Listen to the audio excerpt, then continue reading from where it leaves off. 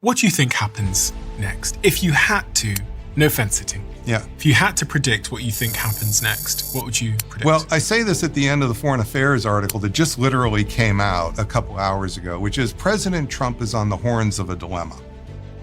And he has no golden off-ramp. He's looking for off-ramps, but there's no golden one where he comes out politically ahead. So he's got a choice, sometimes called a Hobbesian choice, where you cut your losses, accept political loss now, and right now, if he pulls back, and what does it mean to pull back? You got to pull your forces back. It's not enough to say you're just doing a pause. If you want to stop for real, you take those aircraft carriers and you send them out somewhere. You send them to Asia, you send them here. You got to do something. So choice one is you stop your bombing campaign, you cut your losses, you do your best to say we just wanted to destroy missiles, even though nobody will believe it, okay? But that means you accept a modest loss now, or the other is you double down and you go on for more weeks. Go on for more weeks hoping you'll kill this leader and maybe the next one won't be so bad. Or you'll have some other sort of outcome that you can't imagine. And Trump is nothing. I call him a chaos kid. He thrives in chaos.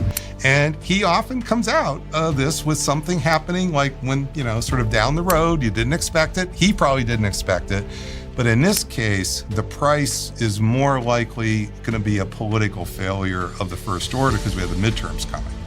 So if he's got a choice, stop now, cut your losses, accept a limited political defeat, or double down, go on for a few months, go through more stages of this smart bomb trap I'm explaining, and you're really now in Lyndon Johnson territory. Remember I mentioned before, where in Vietnam, he kept escalating, kept moving up the escalation ladder every rung. He said, well, no, we have escalation dominance. We're just going to double down. We're going to hit them harder the next time. We're going to do this the next time.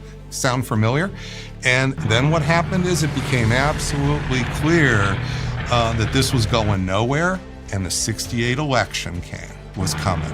And Lyndon Johnson's own Democrats said, Mr. President, we can't ride your horse into that. We got to do something. And the problem is they didn't pull the plug fast enough here. That's how they lost. They don't pull the plug fast enough, so you end up having a bigger loss later.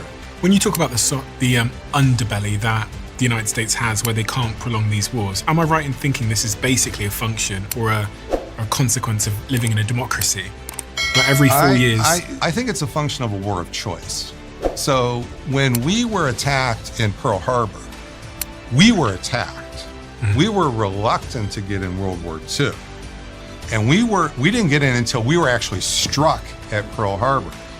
That was enough to really make us angry. We were pissed off as a country, okay? And we were gonna get payback, not just for a month, but we were getting some real payback here. And that's how vicious that island hopping campaign was and why it was so vicious here. And that went on. And when we ended the war in dropping those atomic bombs, 22% of the American public wanted us to forget the Japanese surrender and drop more atomic bombs. 22%, we were that angry. So when we are attacked first, we have the politics in our advantage. When we do a war of choice, we can make up all the reasons why it was a good idea to throw the first punch. They were gonna hit us, but when we throw that first punch first, that's a war of choice, and this puts the politics in the other camp's advantage. And that's the problem that we're facing here. Iran didn't hit us first. They didn't hit us first in June. They didn't hit us first before that.